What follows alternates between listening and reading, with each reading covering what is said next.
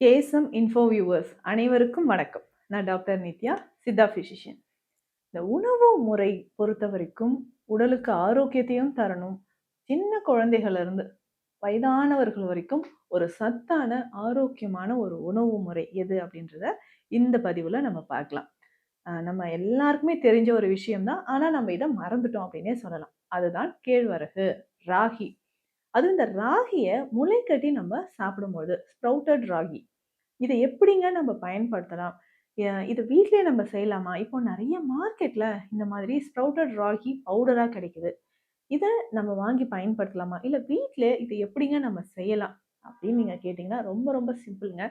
பொதுவாக இந்த சிறு தானியங்கள் எல்லாமே எலும்புகளுக்கு வலிமை சேர்க்கக்கூடியது இல்லைங்களா?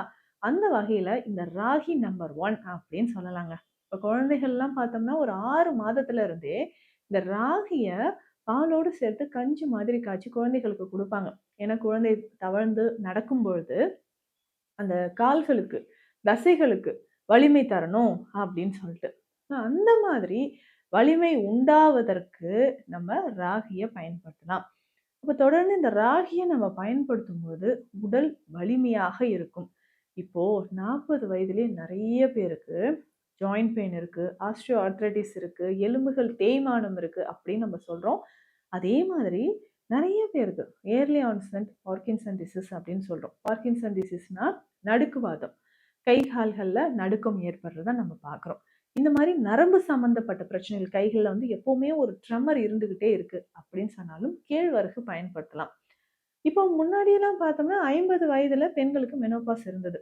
இப்போ 40 வயதுல நெறைய பேருக்கு ஏர்லி மெனோபாஸ் அப்படின்ற ஒரு கண்டிஷன். ரொம்ப சீக்கிரமா மெனோபாஸ் ஆயிடுது. அப்போ கர்ப்பப்பை வலிமையாக இல்லைன்றது தான் ஒரு காரணம்ங்க. இதற்கு எல்லாத்துக்குமே இந்த கேழ்வரகு ஒரு நிரந்தர தீர்வு குடுக்கும். ஒரு சத்தான உணவும் கூட. கோடை காலத்துல எல்லாருக்குமே பிடித்த இந்த கேழ்வரகு, கம்பு எல்லாமே சேர்த்து நீங்க கூழாக பயன்படுத்தலாம். அப்படி கூழாக நீங்க பயன்படுத்தும் பொழுதும் உடலுக்கும் குளிர்ச்சி தந்து உடல் சூடை வந்து அது அதிகரிக்காமல் மெயின்டெயின் பண்ணுதுன்னு சொல்லலாங்க. இந்த முளைக்கட்டிய கேழ்வரகு எப்படிங்க செய்யறது?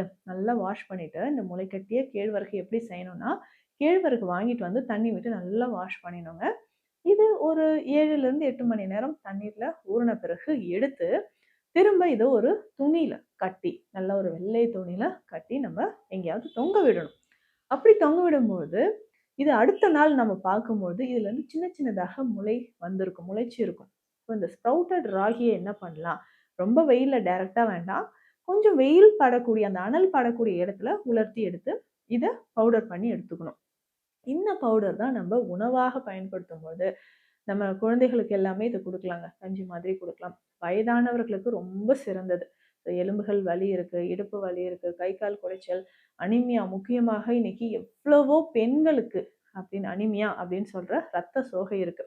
எல்லாருக்குமே இந்த முளைக்கட்டிய ராகி அந்த மாவிலிருந்து செய்யக்கூடிய கஞ்சி நம்ம பயன்படுத்தலாம். ரெகுலரா இத பயன்படுத்திக்கிட்டே வரும்போது தினம்தோறும் ஒரு 20லிருந்து 50 கிராம் நீங்க பயன்படுத்தினா கூட போதுங்க. உடலுக்கு அவ்வளவு நன்மை தரக்கூடியதாக இருக்கும். இப்போ இத கஞ்சியா எப்படிங்க ரெடி பண்றது? இத யார் யார் குடிக்கலாம் அப்படின்னா, யார் யாருன்னு சொல்றேன். இல்ல வயிறு எரிச்சல் இருக்கிறவங்க, அனீமியா ரத்த சோகை இருக்கிறவங்க, மூட்டுக்களில் வலி இருக்கிறவங்க இத பயன்படுத்தலாம்.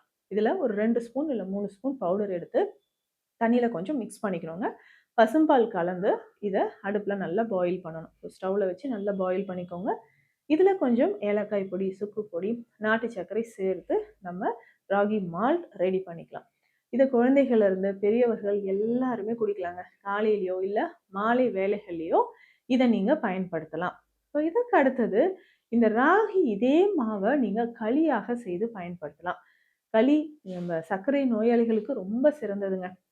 சுகர் லெவல் எனக்கு குறையல அப்படின்னு சொன்னீங்கன்னா, இதுல இருக்கக்கூடிய ரிச் ஃபைபர் சுகர் லெவல நல்லாவே குறைக்கும்.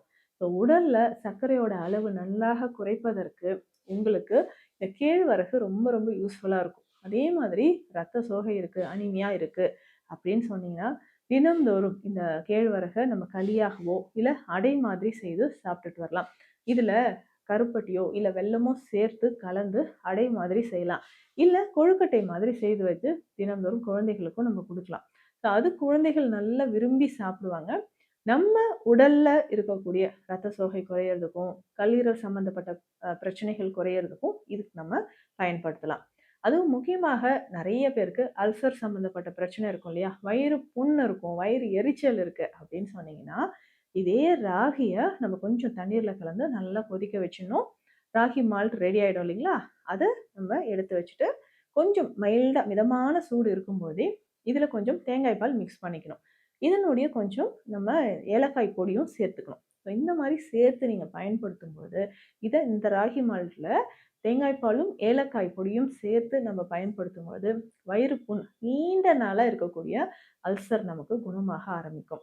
ரொம்ப நாளா எனக்கு அல்சர் க்யூர் ஆகவே இல்ல டாக்டர். என்னதான் ஃபுட் எடுக்கிறதுன்னே தெரியல. ரொம்ப சீக்கிரமா உங்களுக்கு அல்சர் குணமாகணும்னா, இந்த மாரி தேங்காய் பால்ல இந்த ராகி மால்ட்டும் ரெடி பண்ணி நீங்க குடிச்சிட்டு வரலாம்.